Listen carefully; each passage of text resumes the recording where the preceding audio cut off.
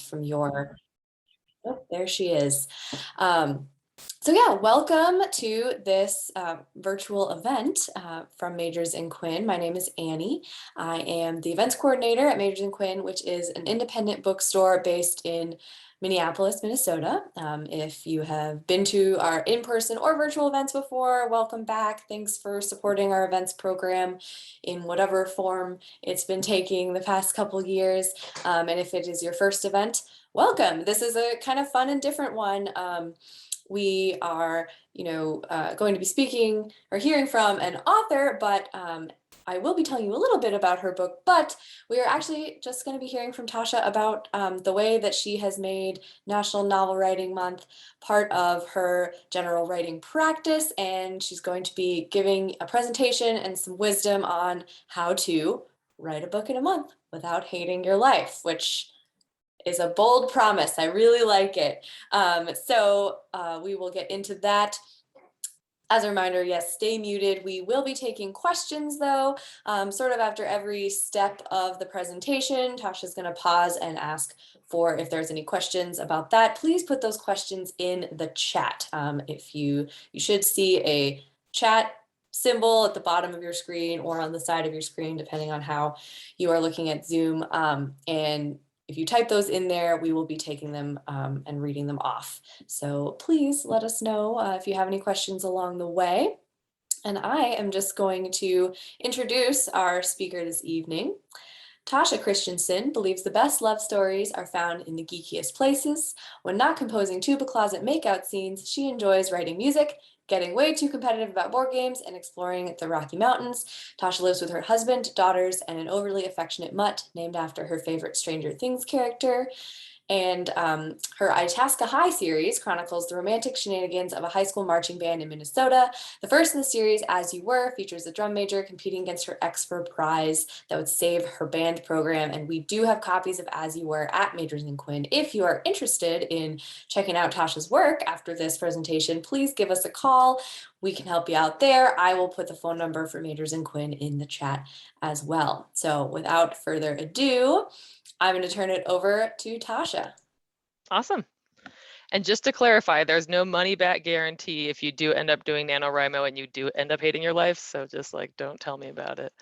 But yeah, thank you, Annie. I'm really excited to be doing this event through Majors and Quinn. I live in Colorado, in Littleton, Colorado, but I grew up in Minnesota my entire childhood. And so I'm really excited to be doing an event through a Minnesota bookstore that does so much for the community. So really excited to be doing this with Majors and Quinn. And for all of those of you who are also Minnesota natives, yeah, I'm one of you secretly. So yeah, this workshop is called How to Write a Book in a Month Without Hating Your Life. It is, we're doing it right before NaNoWriMo, which is November, National Novel Writing Month. But this is something you can apply to pretty much anything in your writing, just to learn how to write more efficiently. If you want to participate in NaNoWriMo, if you want to do your own, a different month of the year, because November is kind of a busy time for people with holidays and stuff like that, but you can use these skills anytime. And sometimes when I do this workshop, I talk a lot about the preparing for NaNoWriMo, because that is one of the keys to succeeding. In this one, because it's coming up in a couple days, we will do a bit of that, and then a big portion of it will be talking about during the actual month. How do you stay motivated? How do you keep up on your word counts? What do you do if you're stuck in your book and you're stuck in the middle and you don't know where to go? How to get more ideas if you're you just don't have enough to fill the middle. That's something that I struggle with, as well as how to cut back if you're one of those people that tends to overwrite. And then what do you do after? So I'm going to pull up a presentation so you don't have to look at me too much. I know, it's so sad. And then we can look at that instead. Okay. Let me get everything settled. Okay, so who am I and why am I teaching this class about NaNoWriMo and writing a book in a month? I'm a whole bunch of stuff. I have other hobbies besides writing, but in my writing life, I'm a hybrid author. So under the name Natasha Watts, I'm represented by the agent Jessica Reno, and I have a science fiction book that is on sub right now. And then as a self-published author, an indie author, I go under Tasha Christensen. As You Were just came out this year. As you heard, it's a teen like romantic comedy. It's available via Amazon. My local bookstore is Tattered Cover. It's available through Majors and Quinn, some other local bookstores, which I'm all about supporting. The Barnes and Noble website, Target website, stuff like that. So this tactic that I've used of NaNoWriMo, I've used for my self-publishing and for my traditional publishing routes. And I think it's super useful for whether you're interested in both or either. So NaNoWriMo stands for National Novel Writing Month. Here's a few little facts about it. It started a little over 20 years ago with a very small group. It now has almost 500,000 official participants, which means those are the people that will sign up on the NaNoWriMo website and say they're writing a book in a month. There are countless others who do it without being an official part of the website. So, over 500,000 people, did I do that math right? Yes, who are taking part in this with you if you choose to do so during November. The goal is you have to write 50,000 words of a novel in 30 days. Which means that you would average, if you're keeping it an even word count, you're averaging 1,667 words a day. For some people, that's chump change, and I respect those people. For me, I do not usually write more than 1,000 words a day, if that. And so this is a big change from what my normal writing schedule is. Here's some of these rules. These are all on the website, so if you're interested in NaNoWriMo, I'm gonna kind of graze over these. If you want to do the official, if you want to win NaNoWriMo, you start on November 1st. You have to finish by November 30th. You have to write 50,000 words of a novel that has not been started yet. You can plan, you can prepare, you can take lots of notes, you can outline beforehand, but in the official NaNoWriMo, you don't start until November 1st. I'm all for breaking the rules, and NaNoWriMo is pretty forgiving about that. The book that I'm working on this year for NaNoWriMo, I have written a few scenes of already, don't tell anybody, just because it's something that has been bouncing around my head for several years, but I'm using NaNoWriMo as a push to get it out and get that draft finished. The 2 books, so far I've written 2 books in this Marching Band series, the one that came out in August and one that's coming out next year, and I will continue to be writing the books in that series, usually during NaNoWriMo as well, because it just seems to work well with my writing style. Even if you are not interested in doing National Novel Writing Month, learning the tactics to writing a book in a month will help anybody, because it teaches you how to write efficiently. So that however much time you do have to sit down and write, whether it's 10 minutes, if you're super busy and it's, right after you finish eating lunch during work, or you have 4 hours, early morning to work on it, you will be making as much progress as is possible during that time.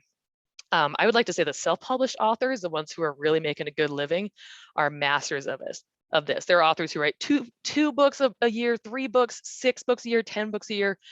They have really mastered the art of writing efficiently, those who are really succeeding in self-publishing.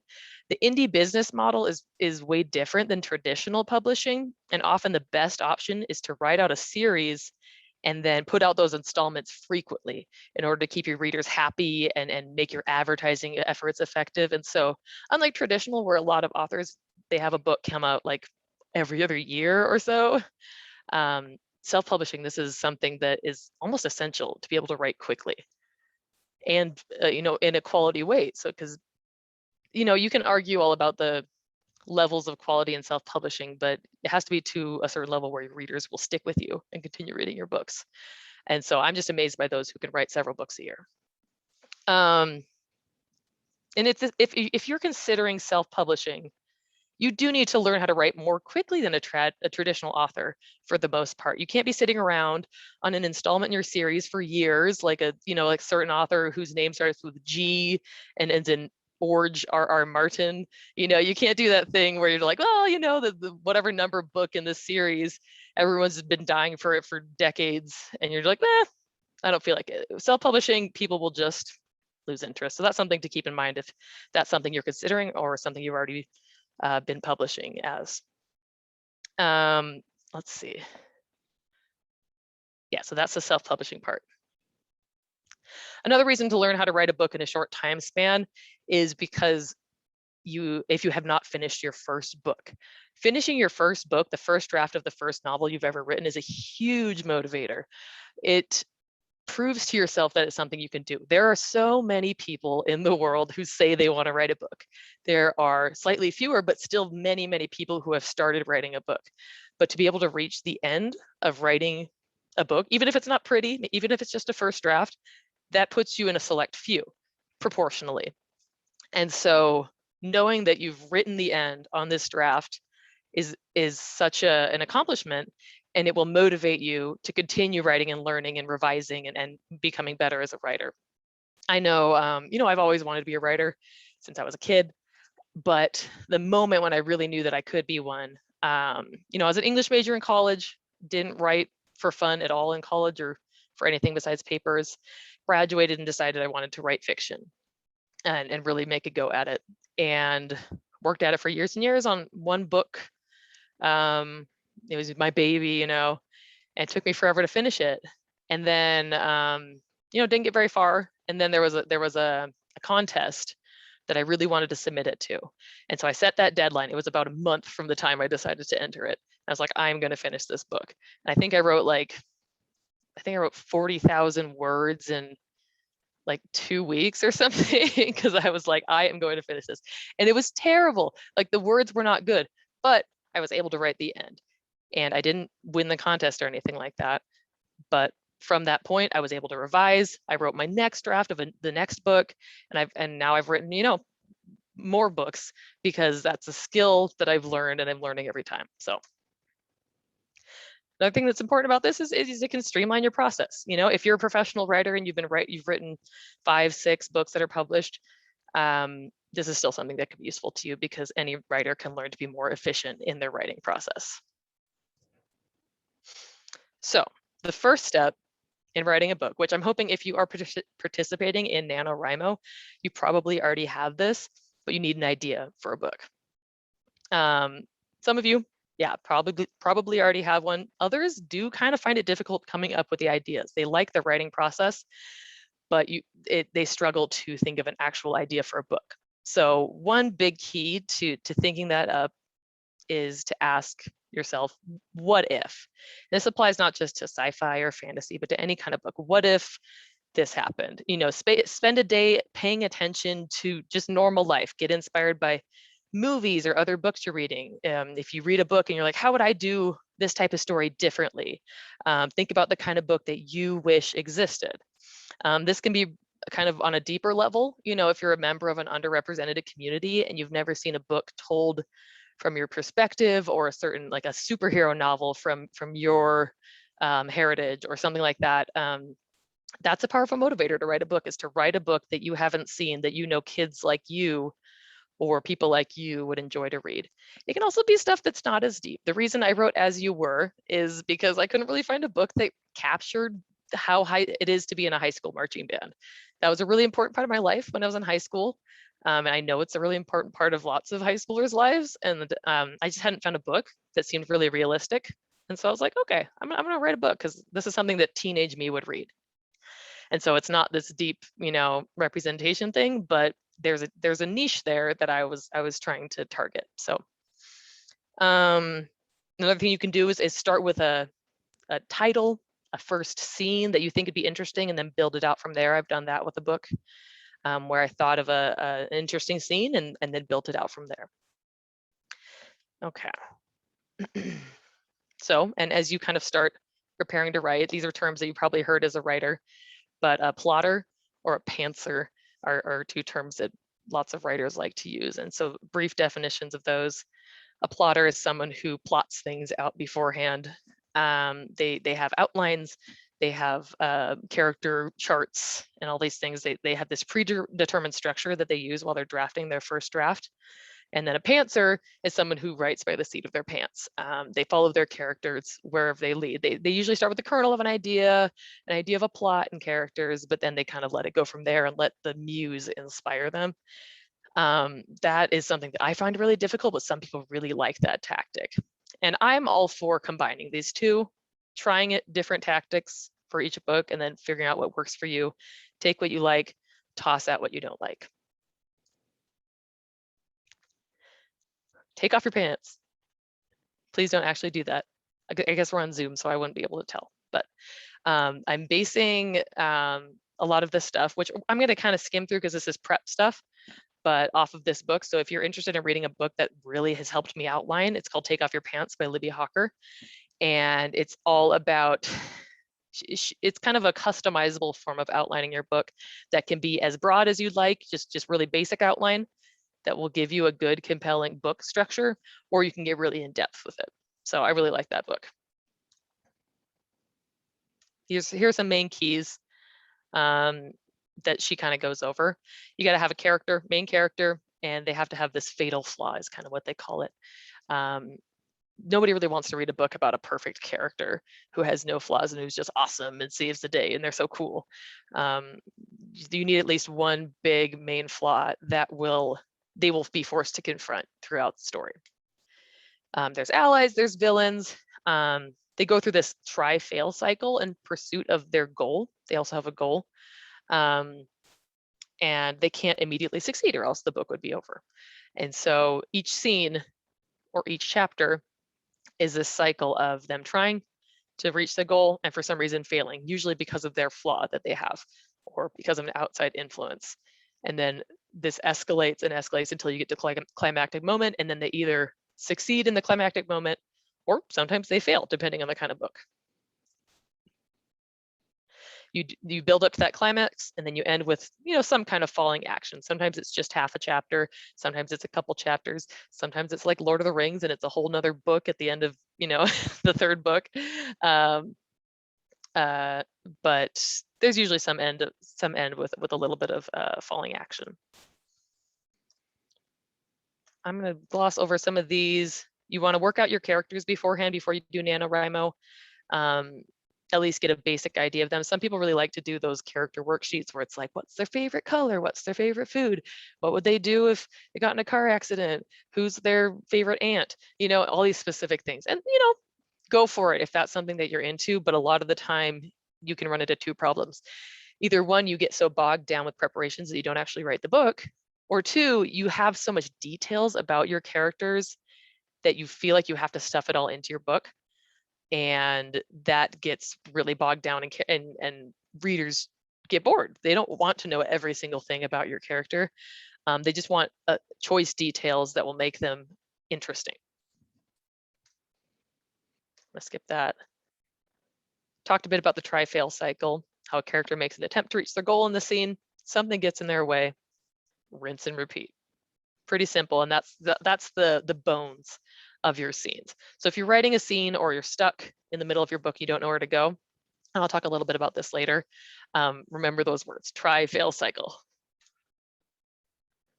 And then as you're kind of outlining your book, you want to get an idea of the climax and the ending, but be willing to let it change. Sometimes especially if you are more of a pantser, you just get to a point where it's going to be different, and I think that's okay. When you're outlining, questions to consider are, do you want your hero to reach their goal? Do you want this kind of be the book where they succeed? Do you want this kind of be the book where they fail, but it's actually a good thing? Or do you want this to be a book where they fail and it's a bad thing and it's a depressing ending? Those can be really good books. But have an idea of that when you're outlining and preparing for NaNoWriMo. And then how has this experience changed your main character? With few exceptions, compelling storytelling, especially in the Western storytelling tradition, you want your main character to undergo an arc where they're changing and they've either overcome this fatal flaw, or they've realized it was actually a strength all along, or it consumes them and they become worse than they were at the start. You want your character to change.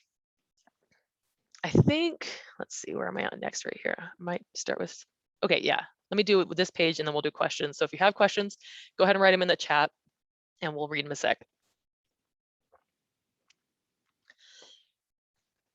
Excuse me. If you're doing NaNoWriMo, a few more ideas for preparing. Man, I have a tickle in my throat, excuse me. This is something kind of fun that you can look up while I'm having a coughing fit. Ideas for fleshing out your character's appearance. This is called avatarmaker.net, but you can Google like avatar creator or anything like that. Excuse me. And this is kind of what it looks like. You can choose your face shape, eyes, hair, clothes, and then you can save your images, which is kind of nifty. I'm going to leave this up and I'm going to grab a cough drop real quick. Sorry.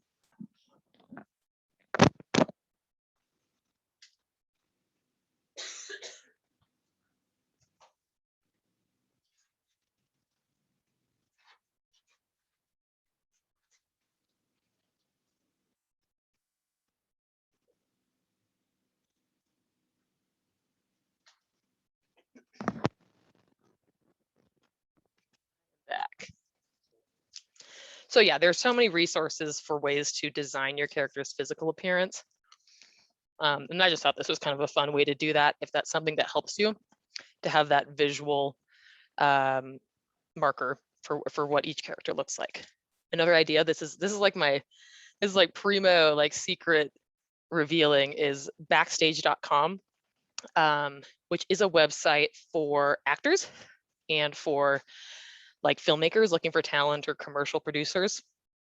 So you go to Backstage.com and you go to, I think, find talent on the website. And then you can search by all these parameters and find all these actor listings that have photos with them. So you'll go in, you know, pick the gender of your character. I think they even have like transgender options and everything like that. Pick your age range. Maybe you're looking for someone who looks 20 years old. So you probably put like age range 18 to 24 or something like that. Like give yourself a range. You know, union status doesn't matter. Location doesn't matter. Assets, available assets, you want them to have a photo available. And then if you click on more filters, that's when it gets really nifty because let me see if I have that. No, I don't. Click on more filters and there are options for ethnicity, there are options for hair color, eye color, there are options for body type, like their weight and things like that. And so that has been just like super interesting and useful for me in finding reference photos for characters, because that is something that I work off a lot in describing people's features and just how I imagine them in my head. So this is a super nifty way to do that. Backstage.com. Like I said, there's character worksheets you can find online. You can go in The Sims or another video game and create a character there that looks like your book character. You could do little journaling prompts, you know, Google journaling prompts, but then write it from a character's perspective. You know, get creative. There are a few other, you know, if you're doing NaNoWriMo, just like kind of prepare for it. Plan when you're going to write, plan how you're going to write, how you're going to reach your goals. You can front load your word counts to write more on certain days. And, you know, load up on snacks. Okay, this is the fun stuff. This is the book writing stuff. Tasha, we But have a question. questions.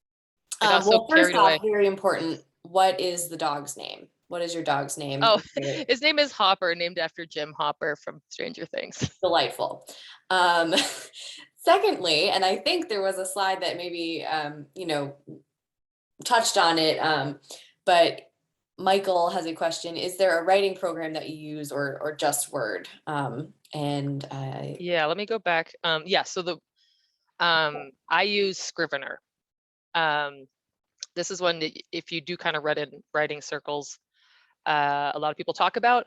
It's not for everyone. Not everybody likes it. It's one of those programs where there's almost too many options for customization, but it helps me a lot, especially my first couple of drafts with organizing my research and my notes and my character profiles.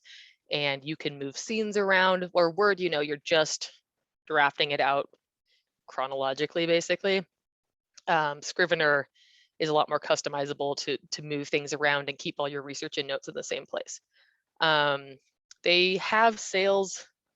I got mine on sale years ago. I wonder if maybe Black Friday or Cyber Monday there'll be a sale, although if you're doing NaNoWriMo, that's probably too late. They might have a NaNoWriMo sale. But Scrivener is really useful for me. If you do decide to do it for NaNoWriMo, I'd recommend getting it now and getting familiar and doing the tutorial because it is a little bit complex. But that's the one that I recommend if you want something a little more advanced than Word. Okay, jumping ahead. Is there any more questions? Just a comment from Stephanie. I've been using Readsy. Not sure it is that much better than Word, but it does word count and goal setting. Okay, cool. I'll just throw in there too that one of a local author who is a romance writer that we work with a lot here in Minnesota. I think she is delightful in like the way she talks about her writing process, but she literally uses, at first at least, just Google Docs, because she writes like a lot of her novels on her phone. Like when she's like in the car waiting to pick up her kids from their work and stuff. Like it's, yeah. So there's a lot of options. Yes. Yeah, Google Docs is actually great. That's something I'm going to try probably for this NaNoWriMo. I tried it once before and didn't do well, but Google Docs has dictation. And it's free. So there are dictation software like Dragon that you can buy where you talk into your phone or you talk into your laptop and it will type it out, and it's mostly accurate. But because I have some neck problems, being hunched over my laptop all the time can cause pain. And so I'm looking for other options to be able to write a lot and not have as much pain. And so dictation is something that people with pain and with chronic pain do a lot, because you can be laying down, you can be walking, and Google Docs has a decent dictation software where you just talk into it. It'll transcribe it. You have to say the punctuation, and then you can go in and fix it up. So that's another option for people who might have some reason where they can't be sitting in front of a computer all the time. Are you saying Google Docs? Yes, Google Docs or Google Drive is kind of the overarching thing, but Google Okay. Docs, yeah. Would you spell docs? DOCS. Okay, all right. Thank No you. worries.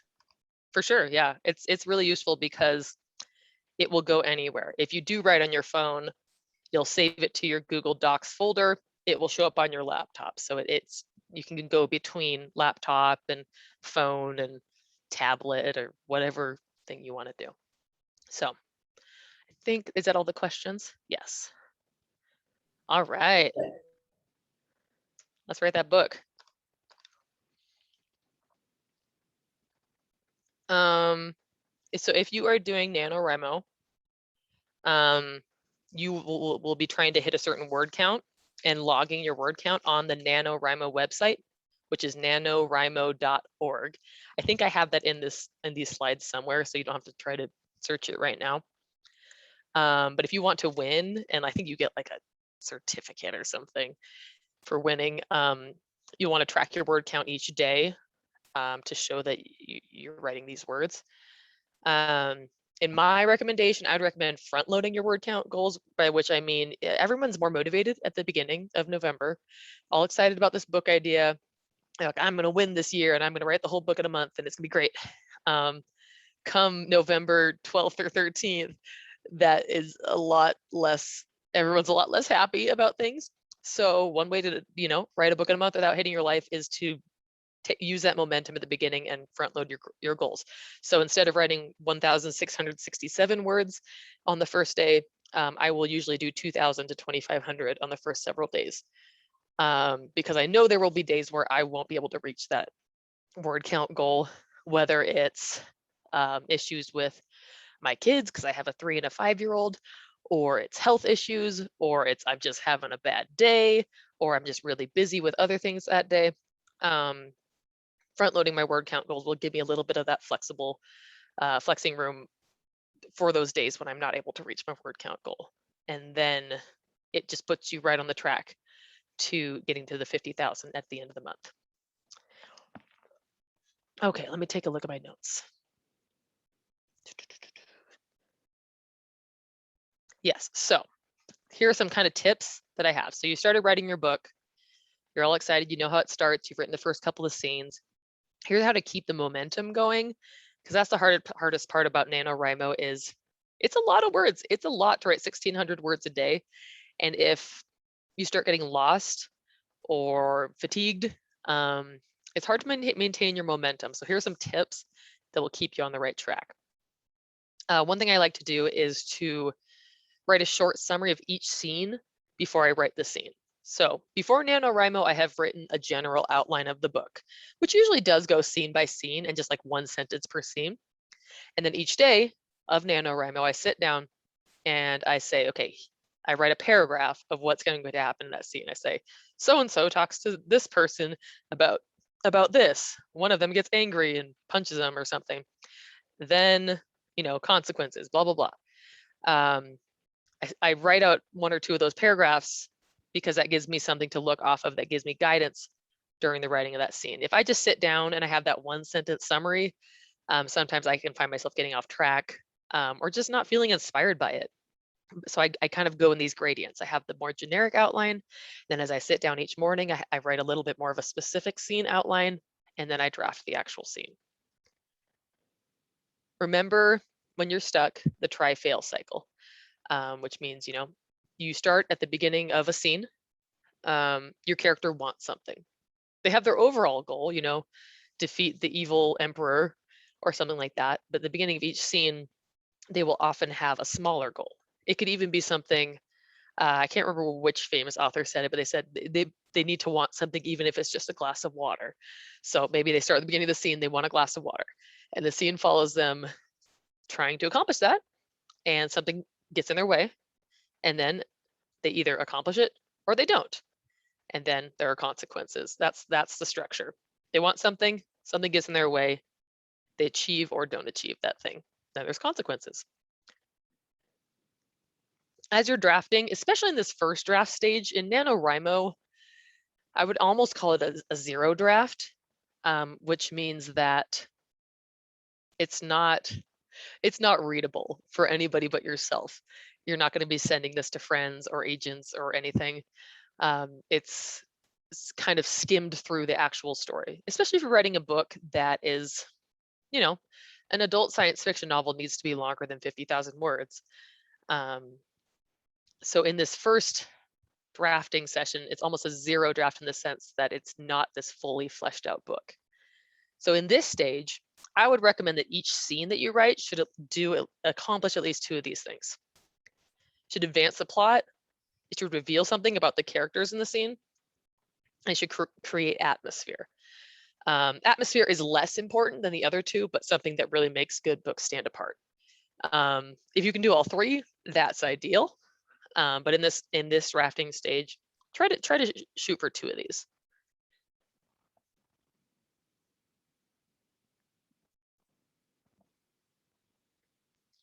If this is something where your brain works in an out of order way, or your book is just not a chronological book, it's totally okay to write out of order, especially if you're using a program like Scrivener, which is conducive to writing out of order.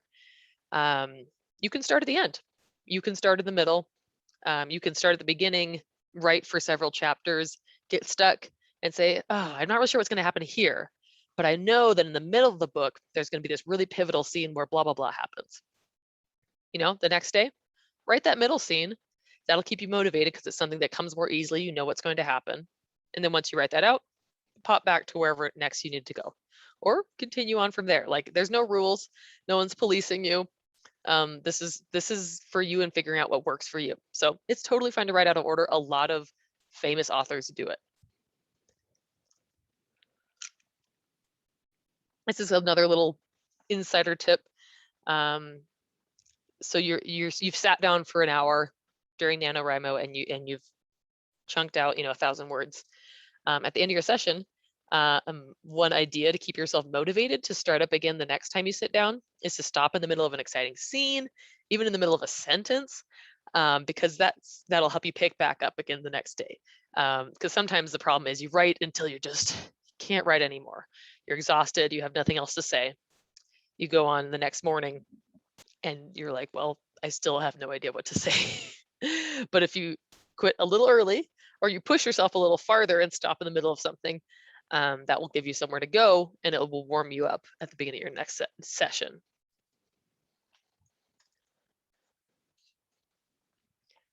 So this is one of the most important concepts that I want to teach during this workshop.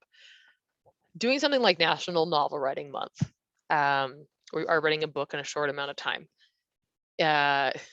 You have to, you're not going to write a perfect book that's publishable. That's not realistic.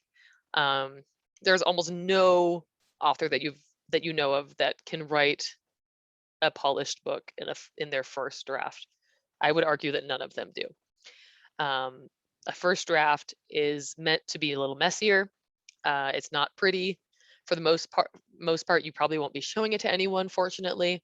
I will never show first drafts to anyone. That is a dark secret just for me to hold, because some of them are kind of embarrassing. They're not my best work because I had to push through just to get the book done. And then I love revising and editing because that's when I get to go in and make it make sense, make it sound good, make everything tie together well. Leave all that for later. If you're doing National Novel Writing Month or writing a book in a month, you need to turn off that inner editor. You turn off the perfectionist, turn off the person fixing typos even.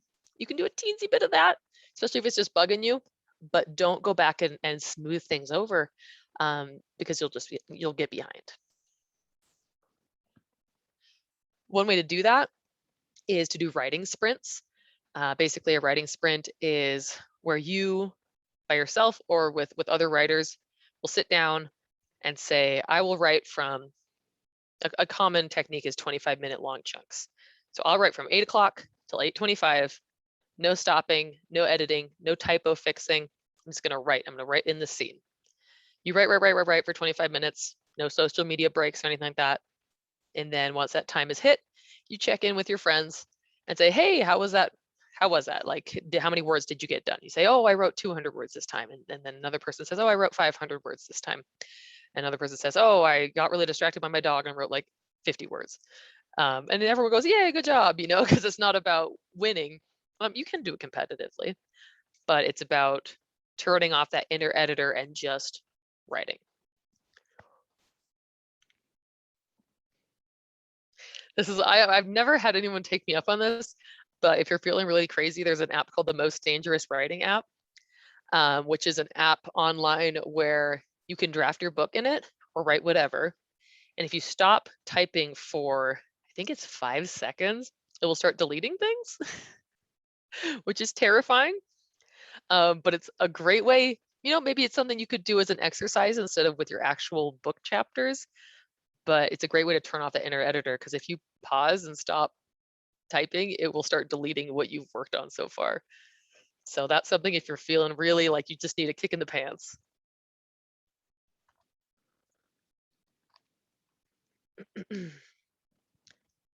One thing that I've run into, especially as a beginning author, where I didn't know as well how to outline, is I would get a third of the way through writing a book and realize I need to make a pretty major change in what I've already written so far, whether it's taking out a character, whether it's just really changing a plot point that was important. And that can be a really, that can be really damaging to my momentum if I go back and go through the entire 1/3 of the book that I've written so far and fix it. And what has worked for me instead, because I am a kind of a perfectionist and it bugs me when I haven't made that change. But what I've learned to do is just put a big horizontal line in the document and then write a little comment. You know, you can make a comment in Word or Scrivener that says, this is where this big change starts. And then from that point on, I will write the book as if I've written the entire book with that new change. You know, I'll write that book as if that one character never existed, even though in the first third that I've written so far, they did. Because going back can kind of be a death sentence for your momentum. And so it has worked for me where I just make a note and say, from this point on, this is true where it was not before, and I will fix it later. That's also something that works for smaller changes, you know, or smaller notes to yourself. Even if there's a paragraph or two you're not ready to write, you can just make a little note and say, insert cool description here, or insert romantic conversation here.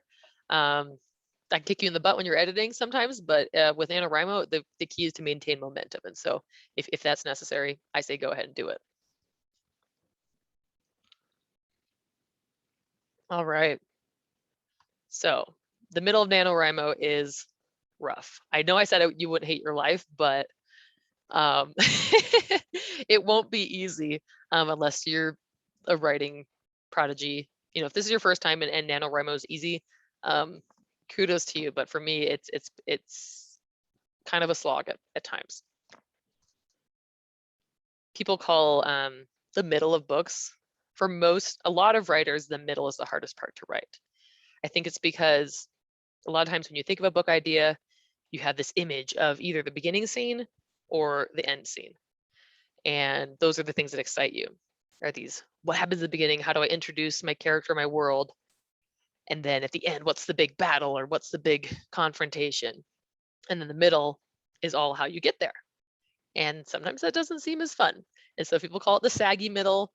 Some people call it the mushy middle. There's all sorts of cute names for it, but it's a very common problem. So if you run into this, you're not alone. Let's see. I'm going to go back on that one. The saggy middle can come about for a lot of reasons.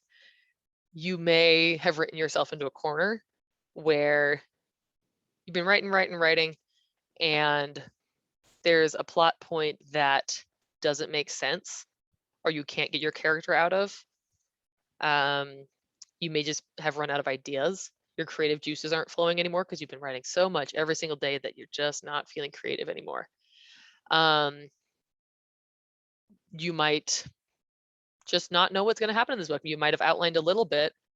Maybe you've veered away from the outline and now you're kind of pantsing at this point and you're lost. You don't know where the book is going. And it's just, at that point, it can kind of be torturous, honestly. One tip that I love to give people is when in doubt, light something on fire. This can be something taken literally, not in your real life. Don't go light anything on fire in your real life, but in your book. If it's a more action-packed book, you could light something on fire. If it's a book where fires do not belong, like a contemplative literary novel set in Seattle or something, or a romance novel, usually there aren't fires unless there's a hot firefighter, which I approve of. But what I mean is you need to let your brain kind of break out of the rut you've gotten into. And so sit and think, here's where my character is. What's a predicament I can put them in, or something that can come up, even kind of out of the blue. It can be something kind of far-fetched, even, because this is your first draft. You can take risks and make it a little bit weird. Nobody's gonna know.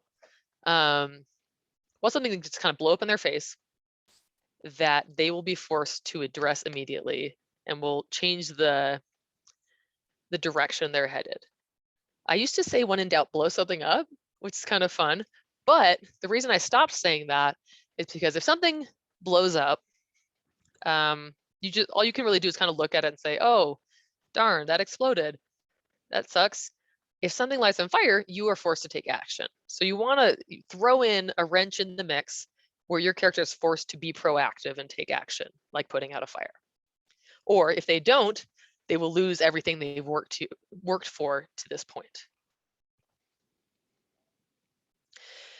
If you're writing and you're writing veers from your outline, that can be okay. But it can make your life difficult from that point out because you haven't outlined to that point. So either stick to your outline, get yourself back on track, or ask yourself, maybe the route that I have gone is more compelling than what I had originally planned. Because when you're outlining, sometimes it's hard to be struck by that creative genius that we all are kind of chasing when we're writing books. So you've outlined this book that makes sense, but then as you're writing, you're like, oh, here's an idea that's actually even more interesting. Or if you're one of those people where the characters seem to guide you, they might take you somewhere that you weren't expecting. And I give you permission to follow them, but you just have to kind of do a risk assessment in a way of, is this going to be worth it? Is this going to be a better book than the one I originally planned? If it is, you might want to outline the rest of that book, or just pants it. Let's see where it goes. This is another thing that I like to say is relish the garbage, or cherish the garbage is another way I put it. A first draft, like I said, for most people will be messy. It will not be pretty.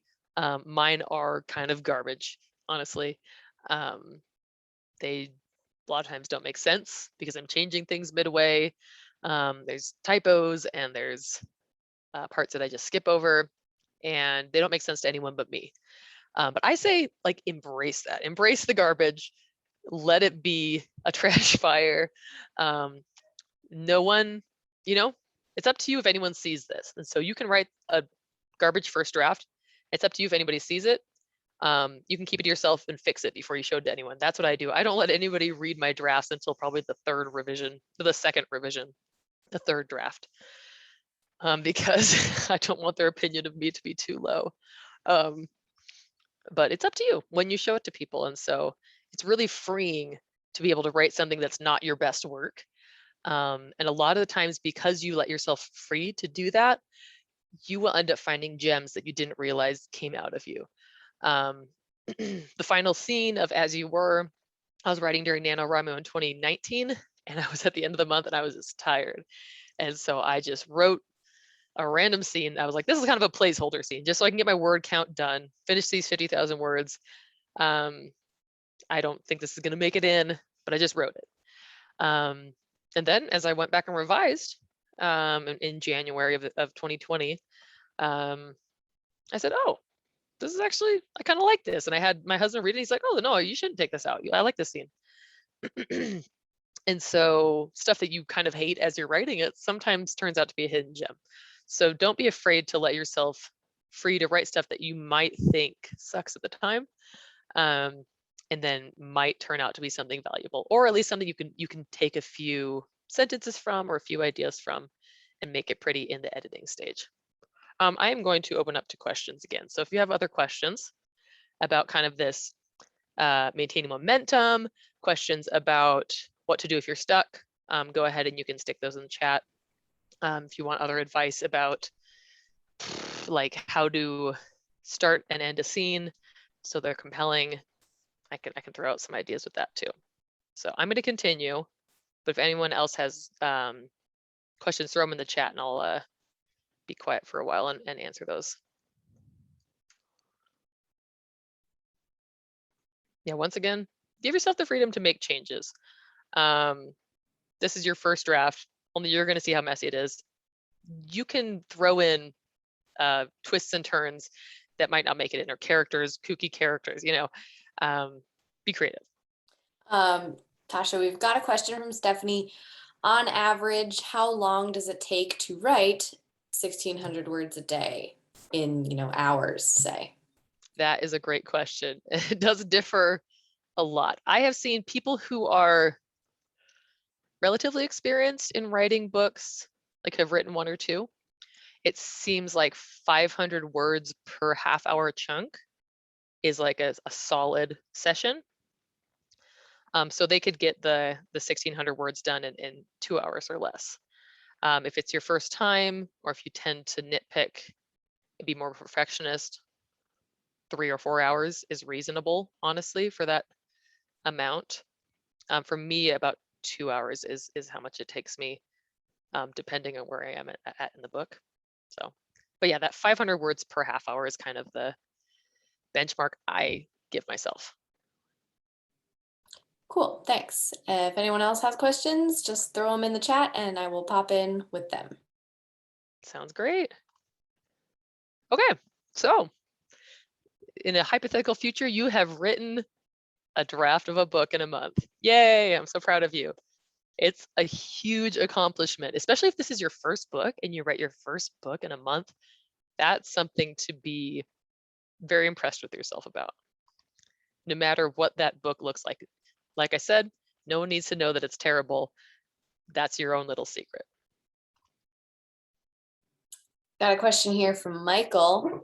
What is the easiest way to find a publisher? Cool. Yeah, I can address that kind of in this now what section. Yeah, let me go through this and then I'll kind of talk about what are your options for getting your book out there. So even if you don't write the 50,000 words in NaNoWriMo, any progress is success.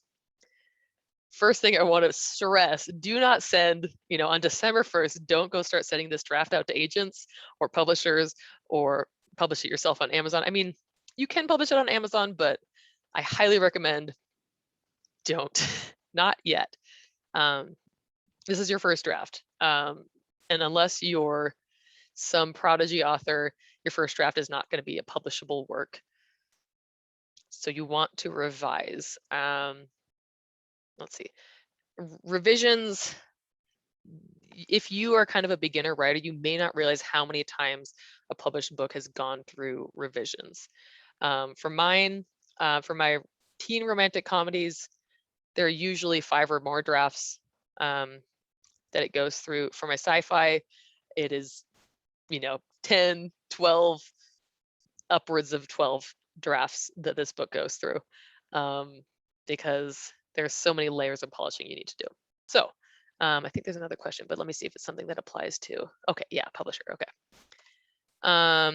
Some more resources that take off your pants book. There's a book called Save the Cat. There's one called Save the Cat Writes a Novel, I believe, which is novel specific. NaNoWriMo has a blog. Okay, so let me talk about publishing, getting the book out there. Because for most of us, some people do just want to write a book for the sake of the love of writing. A lot of us start that way and then also want it to go out into the world. Your options are indie publishing, which is self-publishing on Amazon, another website called Ingram Spark, and a few other sites that let you do that. Submitting to a publisher yourself. Usually those are the small publishers that accept submissions from individuals who have written a book. There's a set of publishers called the Big Five, which are usually the publishers you've heard of: Penguin Random House, Scholastic, that kind of thing. Those are, Harry Potter and Stephen King books are all published by the Big Five, and those are where the majority of like these big famous books come from that you hear of. And for many people, that is their goal, is to get published by a Big Five publisher, because that's where the marketing money comes in. That's where the advance money, that's where the money often is. But all 3 of those are valid routes. To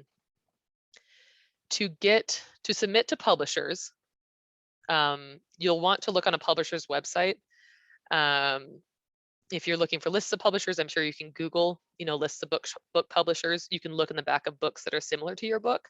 If you have a couple favorite comp titles, is what they're called, books that are comparative to your books, books that are similar, look for the publisher in the front matter, and then go to their website and see if they take unsolicited submissions or unagented submissions. A lot of times they will put that on their website. If they do, follow their directions for submitting, and like good luck to you. That's nice when you can just submit directly to them. A lot of publishers don't accept unagented submissions at all.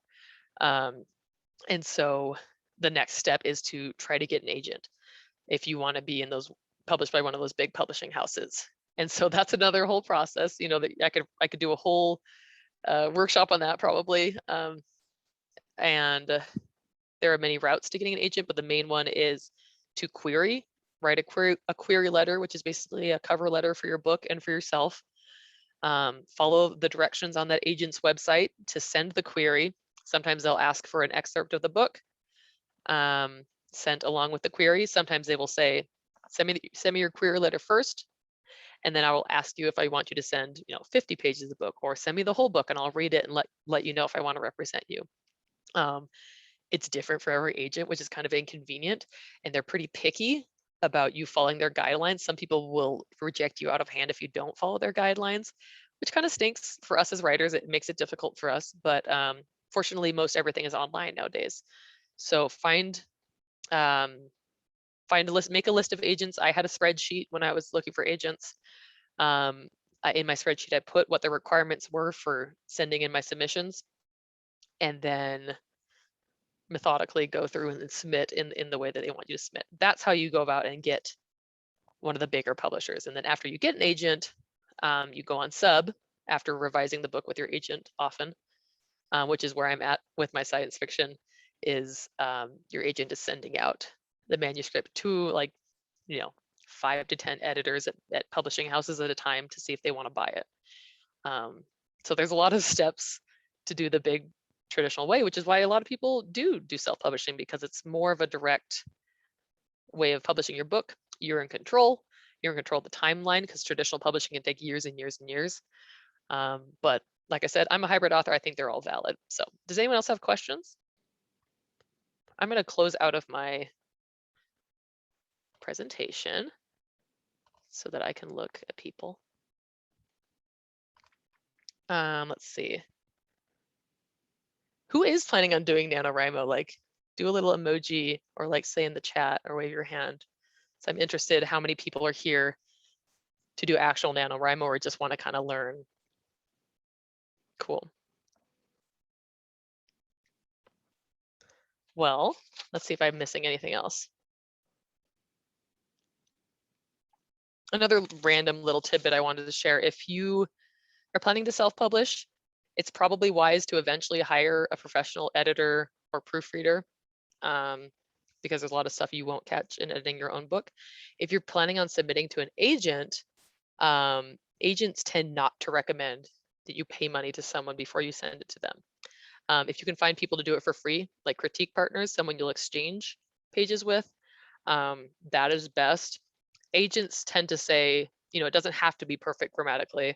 There can be typos, because they're looking for a compelling story and compelling writing.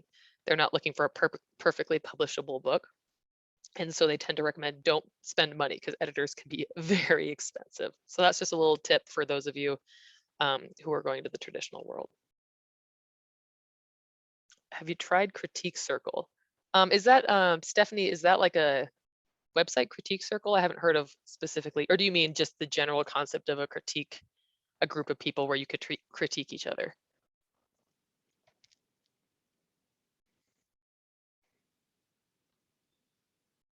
Let's see if Stephanie can. I think what you're talking about is like a critique group, like a group of people. Is that what you're saying? I'm sorry, my computer froze. So No worries. yeah, I had heard there's a local author that actually signs books and stuff at Majors and Quinn. And I was just following her story, and she said she used Critique Circle, where you submit little parts of your book to other writers. So you basically have to review before you can have your own reviewed. Mm-hmm. Like a peer review. Yeah, that's something that has definitely been a big part of my writing career. What I just did is, yeah, I Googled in my area a writing group or critique circle are all terms you can use. And I found a group that met at a local bookstore near me, where each Thursday we would each bring, like, I think printed off 10 pages of what we were working on at the time, read it to everybody, and then they would go through and mark it. And that was really useful to me to get in person. Oh, well, nowadays, I mean, virtual is an option, but, you know, face-to-face, instant feedback on a chunk of my work, not the whole book, but a chunk. And so I definitely recommend that, finding a group. I don't know, does Majors and Quinn have critique groups? We don't, just because there's so much going on in the store, but I think I may know who Stephanie is talking about, possibly. But yeah, I would also say that I don't know exactly the circumstances of this, but there is this sort of middle ground. There's a couple companies out there who do sort of, it's not completely self-published, not completely on your own, but also not traditional publishing. So there are some companies out there that have tiers, like you can pay for them to print your book as is, like they don't do any editing to you or for you or anything, and they will literally just print it. But then there's like packages where it's like, hey, we'll do this, and we have some employees who are editors, and we can help you design the cover. So there's like some tiers out there, and there is a company in Minnesota called Wise Inc. that I believe has that sort of, they do multiple kinds of things in that way. Yeah. There are a lot of options out now. One thing I would caution, like do your research for sure. Because there are people who take advantage of writers who want their books out of there and will get you to pay thousands of dollars and do things for you that a legitimate agent or publisher would do without you paying anything. So if they are asking you to pay money, do a lot of research. There's a website called Writer Beware, where you can look up scammy agents and publishers. But definitely like Google, name and scam or something like that, because there are people looking to take advantage of people who love to write and just want to get their books out there. But there are legitimate, for sure, legitimate tiers of ways to get your book where you're like, they help you along. Yeah, for sure. Yeah, well, thank you for letting me give this workshop. I hope it was useful to everybody.